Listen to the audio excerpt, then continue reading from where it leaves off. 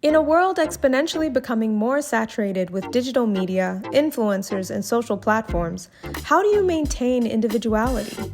How do you maintain a clear and unique sense of self? We look back at a time and conversation with photographer and founder of Rome Creative, Jay McDonald, and writer-director-photographer Asim Overstands as they discuss their journeys out of corporate life into creative ventures, their navigation of self-image and mental health, and the way it informs their methods of practice, and the significance of commitment to the process and freedom in the philosophy of perhaps dying on the way up. And I wonder.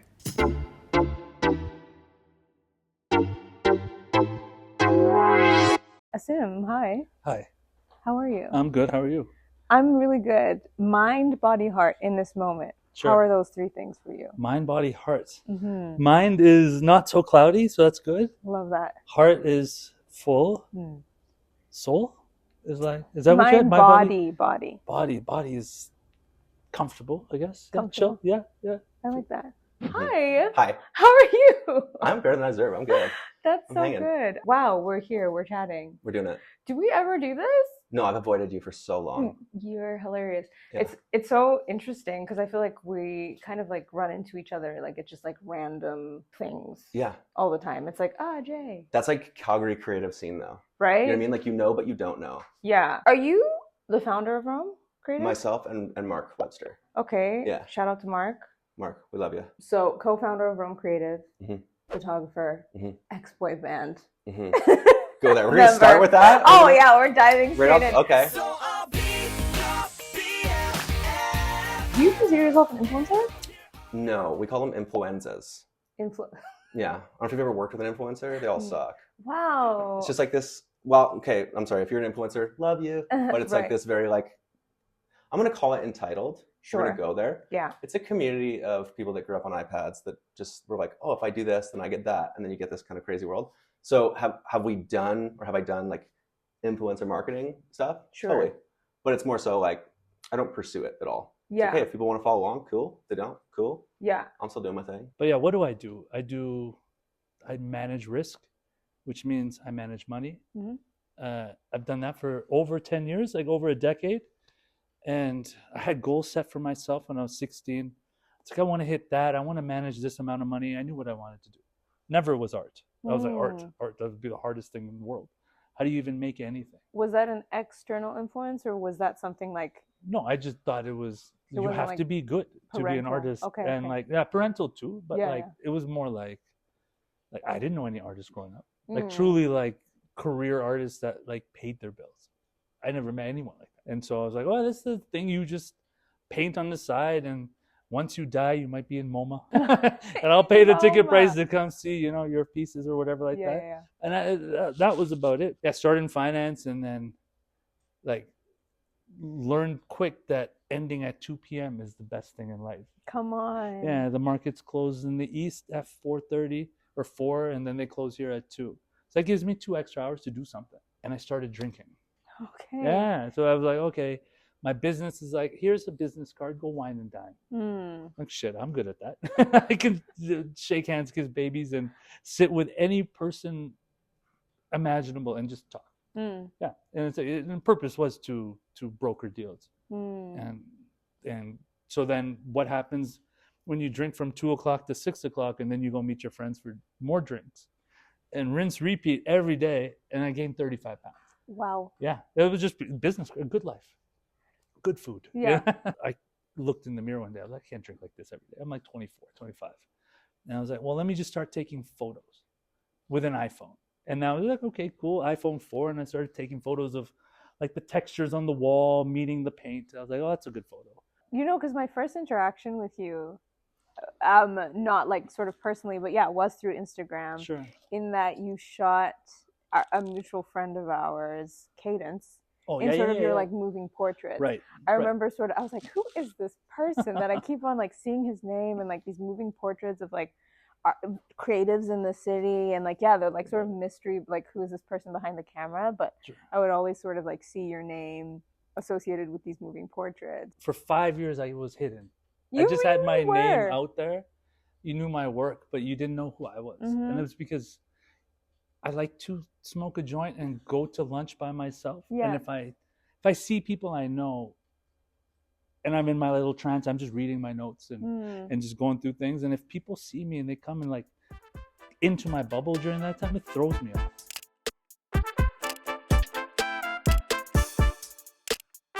When did like, okay, I'm gonna now start to visually storytell? Like, what was? It was not intentional. Okay. At all. When I was 16, my older brother took his life, and then I think I grew up really quickly, and I understood a lot more about life. And in that same summer, my best friend's dad, who I spent every second day with, also took his life like a month later. Wow. And so it was this crazy summer of like, what is going on? And suicide was very prevalent in my family. My uncle had taken his life. And so at that time, the only thing that I could do was I had two directions I could go. One, I could go into trouble, get into trouble, or two, I could get into trouble playing music. So I chose playing music. Right. And I just buried my entire life into it. Oh, the single life. I'm making a movie about my life, but it's all like movie. Autobiography. We were challenged on Twitter to eat as many marshmallows as possible and then sing the chorus of our brand new single, The Single Life, which you can get on iTunes. And then we got to the point of like, hey, you're doing the damn thing, but it wasn't what we thought it was going to be.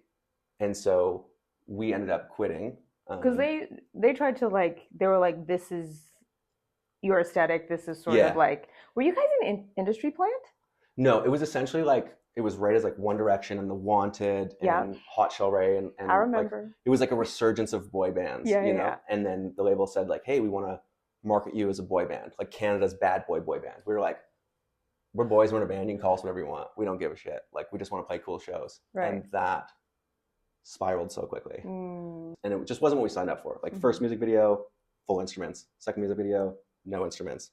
Third music video, they're trying to teach us how to dance. They're like, here is J-Lo's choreographer. And you're like, and a 5, 6, 7, exactly. 8. Yeah, wow. Like, these are not Shakira's hips. They do lie. They're compulsive liars. They move terribly. We had quit and come home from that. And then during that process, I had grown up a really heavy kid. Like, I was like severely overweight, clinically obese. And when we had signed, our manager essentially said like, hey, I'm not saying it, but I'm not saying it. Lose the weight or lose the contract. And I was like, cool, I will just never eat again, no problem. Oh my goodness. So I did. I got very, very, very sickly skinny. I remember coming home and there was a girl that I was dating at the time, and she was like, said, I don't know how to tell you this, but like, you look like the Crypt Keeper. Oh. And I had this moment of like, first I'm too fat for everybody. Now I'm too skinny for everybody. Like, what do people want from me? So I started diving into personal training and fitness stuff, and just trying to find for myself and help others find comfort in their own skin. During that process, a teacher that I had gone to high school with messaged me on Instagram. She's like, hey, I've been following along with what you've been doing. We had the student leadership convention this weekend. One of the speakers got held up at the border, something to do with their visa. Would you come and speak? And so I was like, okay, I'm cool with that. And that started and kind of snowballed, but I didn't go in and do the like raw talk. I went and just shared my family's story. So I got into that snowballed very quickly. And then I started doing it in schools, and then I got burnt out. And I thought burnout was this thing that just like people that have shitty time management do, right? But what happened was, if there's on average between 200 and 2,000 students in a school, you are legally liable for a student, it's a minor, who says, I'm going to kill myself. So you're getting all that energy at you. Yeah. Oh my goodness. And I remember my brother, who's an addictions counselor, I remember him saying like, you have to prepare yourself because this is what's going to happen. And I was like, whatever, dude, it'll be fine. So like, where in the journey did those start? And like, or I should say, like, at what point, like, wanting to tell a story, drop in to the journey? So I started I ended up taking photos, and I was taking photos of these kids at a charity event, and they all were doing those hood dances, right? And they were like, yo, you have a camera, you just switch it to video. I'm like, oh shit. I never fucking thought about that. It was just always stills, and so I switched it to thing, and I filmed them, and I was like, I just rack focused. That was my thing. I was like, oh, let me stylize this somewhere. It got a lot of love on Instagram. People started hitting me up about it. I'm like, okay, well, now I'm going to introduce myself to the art community. I'm going to do what I did with the brokering and just go wine and dine artist. Yeah. And I just would buy him a drink, a coffee, a beer, fucking lunch. I didn't care, but I just wanted a video from you. Let me just shoot that and just put it out. And just, I get to practice. That was the whole thing. And it put my name out there, of course, but more importantly, it was just get better. And then I had some friends that I knew through music that were hosting a camp called Socality Camp. And it was just like a community of creatives coming together from all over the world. And they said, you know, you should just come do like a drum and DJ thing. Just like perform at night, like hang out. You don't have to be the mental health guy, you have to be anything. I went to that. Third day in, my friend Jonathan Zodeman said, you should try this. I think you'd really enjoy this. And just gave me his camera. I was like, it's not my thing. It's like, no, I think you'd really like it. And there was a girl there who was really popular on Instagram, like an original influencer kind of thing. And all of these photographers were trying to take her photo. And there was another girl, this young girl from Montana, and she was clearly bummed out that like nobody was paying attention to her. And I noticed that she was looking at everyone else. And so I was like, hey, can I take your photo? You know, just to try and do something. And I remember like my hands started shaking a little bit because I didn't even know how to turn the camera on. I was like, oh God. So I figured it out, turned it on. It was just set to auto. John had set it like that. I took a few photos. I have no idea what I'm doing. Just pointing and pressing. And she said, can I see? And then she looked at the back of the camera and I watched her face melt. And she was like, these are beautiful. And I remember like thinking in my head, I was like, that's what you look like, dummy. You know, like, and I realized that through the camera, she saw herself in that moment the way that we see her. And I had tried to do that exact thing through music to try and make people feel better, myself feel better. I tried to do it through talking and teaching communication in the schools, like, you know, and I tried to do it through personal training, like physically changing people's appearance to reach whatever goal they wanted. And it never did shit. And then in that moment, I was like, I'm doing nothing but this for the rest of my life. And I quit everything I was doing and then just went full in. I haven't done anything since. And I just didn't fall in love with each person's face easy. That was just like my maybe superpower with portraits was just like, I just saw something in you that I like and I can shoot you. And if I don't, I'm coming right back. It pissed me off. If I didn't like the product that I shot someone, because I was like, I see you the right way. I see you the way I want to shoot you, but I just obviously didn't execute. And that happens. That's life. When I see people on the street I just approach them. Yeah. And like the worst thing you get to know. That doesn't hurt my feelings. If you don't want your photo taken, no problem. But then you start seeing people you like. And you're like, I like to be behind the lens with you in front of. And then you just kind of like pick the talent that way almost. Yeah. And then you just get to when you're casting, like you've done many times, you know what you're looking for. You just don't know yet till you see it. But that all helped. It was fucking awesome. I think everyone should take street photos. Yeah. It's life. Yeah, you got to just walk on the street and approach people, cold calling them almost. No, totally. Yeah. And you got to like start off with something like, I like your shoes. Your face is pretty. Like this and that. And it's just, that's it. Just be honest. I'm not hitting on you. I'm just like, here to take a photo. I'm here. I'm telling you I think something's great and I want to take your photo. Please. So like in terms of like creatively, what is and I mean, I hate asking this question because I do think that we as artists exist in like a multitude of like identity. But like if there's like a title, what's like the one thing that you feel now that you kind of like latch onto, like this thing, I feel like that's what I am? I would like to be like director of friendship success, which in the sense of like, I don't think I'm the biggest creative on the planet. Like I love creative things, but I'm not like an artiste, you know? I'm not like, I don't like sit in the dark and do artistic things, which if you do that, that's cool. Yeah. I'm more excited by seeing my friends do stuff. When I was young, I wanted to direct commercials. And I was like, well, I don't know how to do that. You know, I was like, that would be cool. Shoot Nike ads and all these kind of things. Yeah. So I was like, okay, like that's a fucking dream, pipe dream, I guess you would call that. Everybody wants to do that thing, and then you chase that thing so hard. So like, well, you like music for context. I would do anything to get on the radio, like anything. Right. And then you get on the radio and you're like, I'm so sick of that song. Like it's so annoying. And then you know you have that one time you hear it the first time, but then all of a sudden it's like on all the time. I remember thinking like I would do anything to play on Much Music, like to play on the stage that I grew up watching every single day after school. And then you get there and you're like, God, this room is small. It is so small, and it sounds like garbage. You can swear. Yeah. It sounds like shit. Yeah. You know? And so I think what it changed in my brain was like, you really more so look towards the journey of those things. Because all my favorite memories from that, even creatively, wasn't like doing the thing. It was the in-between moments with my friends along the way. And I find that like, at least in the realm of creative that we do a lot of, if you want to call it commercial-based stuff. And it's a lot of just like, hey, just make it look nice. Make it look good. You know, we'd love to explore more of the cinematic world and get to really experiment and play with things, but it's a lot of like, make it clean, you know? And the most creative part about that is like trying to make a dad and a 6-year-old laugh at the same time, you know? Right. But the actual creative of like framing this scene, it's like what works? And it's a lot more concrete. It's like, okay, I know that I'm going to leave like 35% crop room in the top left third because I know that they're going to put their branding right there. It's not like super creative in that context, but I'm surrounded by amazing creatives. Let's actually talk about casting or film, specifically filmmaking. Sure. Yeah. Colty isn't your first short, is it? Second. It's your second. Second one. What did First one direct? was Nina Kim.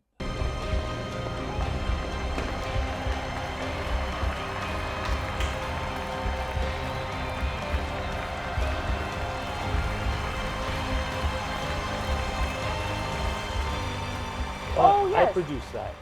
It was during COVID, and I was going to direct it with Vince, and I was already producing it. Yeah, Vince Raquel. Love that guy. Shout out. So good. So talented. But then when COVID happened, I was like, there's so many moving parts. I had to put the producer hat on more. Direct and produce is so hard.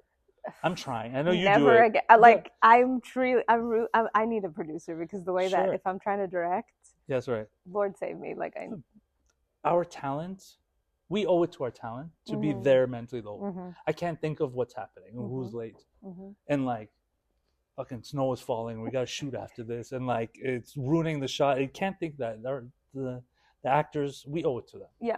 So. Okay, so with directing, yes, and specifically, well, I want to talk about Colty. Sure.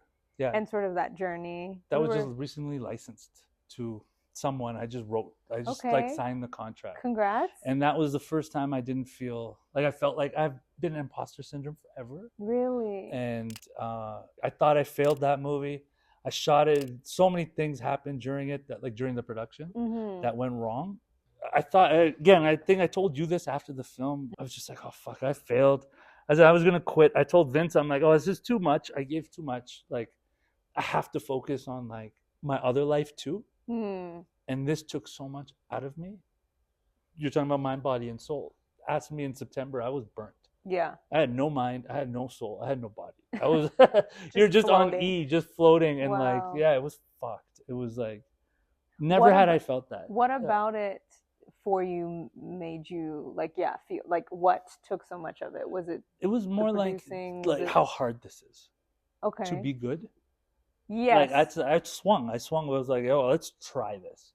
I've never done dialogue. I've never wrote. I've never shot dialogue. I've never been on a movie set. So because you wrote the script as well. Yeah, that's right. Yeah, I did the first full draft, and then I brought in Kieran. Then we brought in Alexa, a friend of mine, and then they like layered in on top what I was looking for to do, and it was that's a lot. It was fucking so hard. It's like this is the hardest art form, in my opinion. Yeah, it encompasses so much. When you hear the word balance, what does that mean to you? Does it even exist in you? Like how are you navigating basically like a full holistic life, if anything? Or are you like, actually I have no life? Like friendships, relationships, like all of that, like, you know, like family, like what for you? I think like does that look like?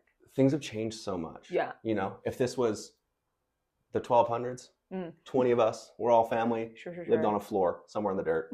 1600s. Not a floor. Maybe some hay, I don't know, some grass, gravel, that kind of thing. Yeah. You know, 1600s, okay, now there's like 10 of us. Sure. 1900s, now there's whatever. And now it's like you live alone usually, or with your partner or whatever. Like we don't have that family support unit in place.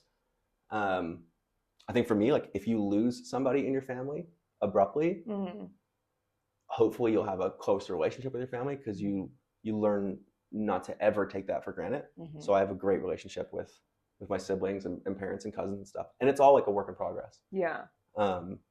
If you empower the right people and you fully, wholeheartedly trust your team, trust them. you have to trust them. Yeah. And I'm learning, along the way too. There's no like separation, but I'm very much so like, hey, when I'm not at the studio, I'm off. Like, I'm not looking at my emails. I'm not looking at that stuff. And I think you also teach your clients or potential clients how to treat you. Yeah. So if you respond at 11, they're going to expect that next time. Right.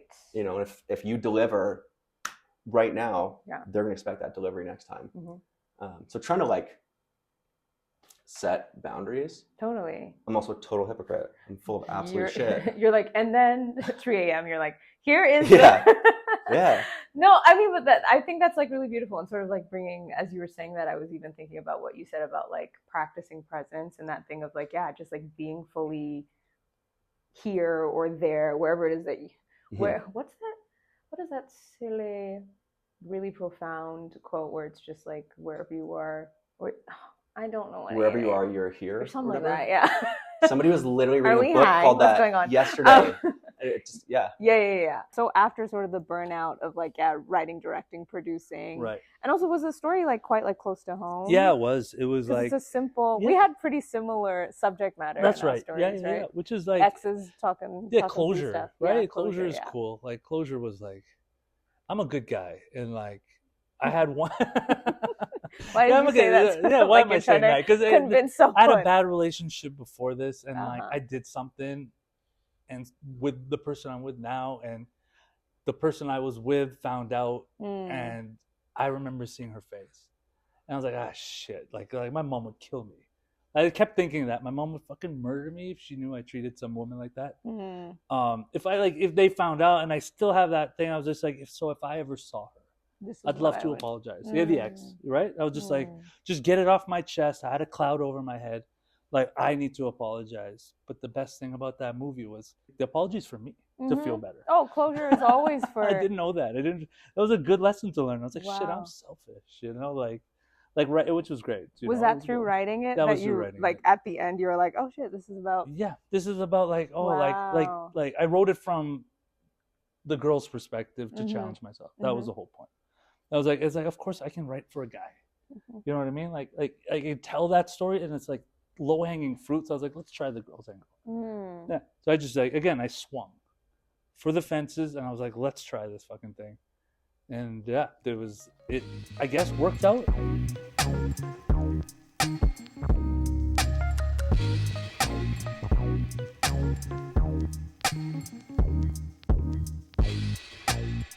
But what inspires me right now? Yeah. People. And I feel like just the untold stories that are here. We were shooting the other day, and it was really cool. It was with this Indigenous elder. Her name's Yvonne Jobin. She owns Moonstone Creation in Inglewood. And she's just such a badass woman. Like, she's just such an absolute weapon. And the interview was scheduled for like 20 minutes. And we ended up talking for 3.5 hours. Creatively speaking, on like a global scale and national scale, you think of the city Calgary. Right. I wouldn't necessarily call it the center or the hub of art. Right. Yet there's so many people doing so many cool things. And, for you, who's sort of like a Calgary person, what has sort of kept you here, kept you coming back? When I was young, you should leave the city. Big time. Like when you're young, you should crave density. You should crave competition.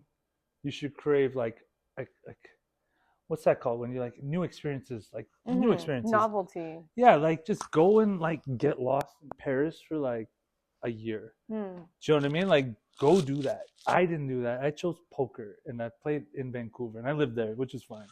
But I met my wife there too, so dope. But like, shout out to fashion school. Shout out to that place. Fuck that place. And, do you not like Vancouver? No, I love Vancouver. Okay, I was gonna... The ocean, to see the ocean every day. Incredible. But it makes people slow and never on time. And I out-hustled that. Not like my crew of friends from there, all are super successful now. We all came up. We all were driven to succeed in whatever that may be. What still scares you, if anything? Or not still scares you, but like, what are some things that scare you? I think like really succeeding. There's like there's always that imposter syndrome. Really? Really? Yeah. Really? Mm-hmm.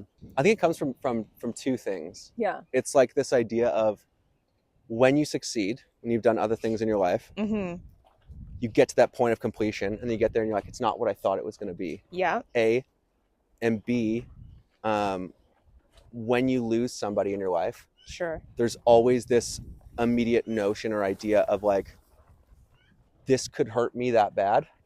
So Yeah. I'm going to destroy it before it has a chance to destroy me. Oof, that's You know? so real. Yeah, why Calgary though is the collaborative Like what? nature. Yeah. What keeps you here? Keeps me here. And then what's sort of the hope? I think opportunity Yeah. is very much here.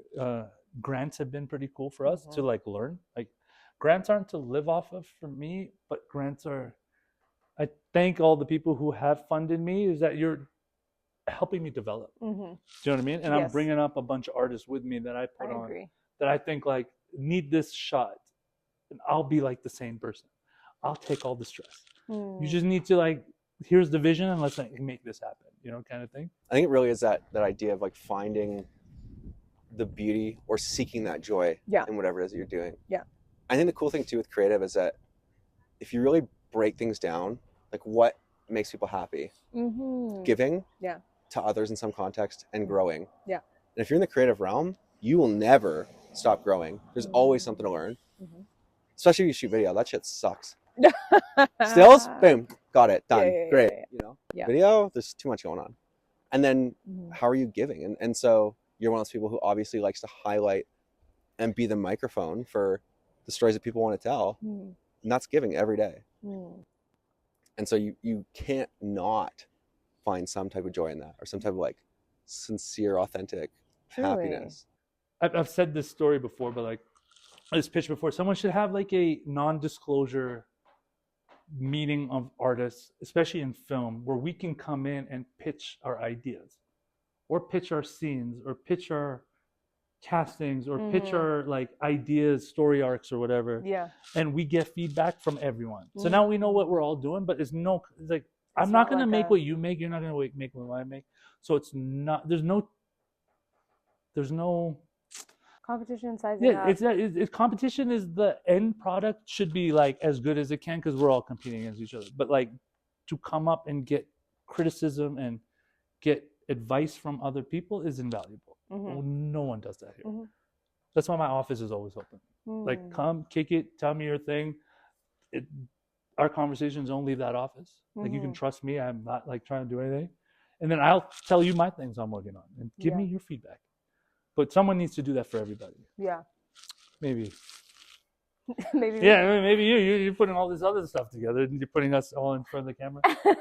Shout out, Watch out. I mean, you'll never know because it will be mysterious, like it will be sort of like nobody talks about Fight Club sort of situation. Yeah, that's right. Exactly. It should be that. I'm giving myself permission, I think, to try and find vulnerability and just letting go of things. There's this idea of if you have some type of control over something, that nothing can go wrong. And then when you do give up control and you give it to other people, humans do what humans do, and sometimes they screw it up. But the only way that I learned was through screwing things up. And so when you give up that control, hopefully not on someone else's budget, but you give up that control and then let them screw up and let them learn. Okay, so last question. Yeah. Asim. Misha. What would you tell your 15-year-old self? What would I tell my 15-year-old self? Everything's a fat shaming joke, so I have to be careful what I say. Okay. Say that. No. What would I tell my 15-year-old self? Yeah, it can be funny. I mean, should have focused on art earlier. Maybe I actually nothing. I'm happy where I'm at. All the failures I made and all the good things I had since then is why I'm here today. And like I like my story right now. I think I would tell him 100 years from now, none of this is going to matter at all. The amount of stuff that becomes this like existential crisis or like whatever, it just doesn't matter. In a week, it doesn't matter. In a month, it doesn't matter. In a year, it for sure doesn't matter. So just like care about things, but stop giving a shit. But stressing the small stuff. What has been written so far has been tight. I just hope I never die. That's the only thing. Right now, I just got to see the whole world still. Right, totally. That was my only goal in life. Get to the top of Everest. Yeah, get to the top. Don't want to die on the way up. Yeah. Right. That's advice for everyone else, though. Yeah. But you don't want to die on the way up. I don't exactly. Yeah, die on the way up. That's right. This is the podcast name. Or no, episode truly. Name. Okay? Yeah, please. Yeah. So I wouldn't say anything because today I'm like happy. Yeah, that's true. I love that. Yeah. Jay, thank you for being here. Thank you. That was amazing. Thanks thank for talking. Yo, chill. Yo, of course. Yes. Yo. Okay. Yeah, thank you That's very much. Yay. Yay. Let's go inside. You're so cold. It's a wrap. Hey.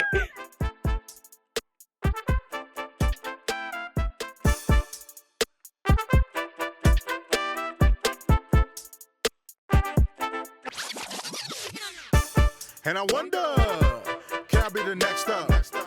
No time to rest up when you're trying to be the best of.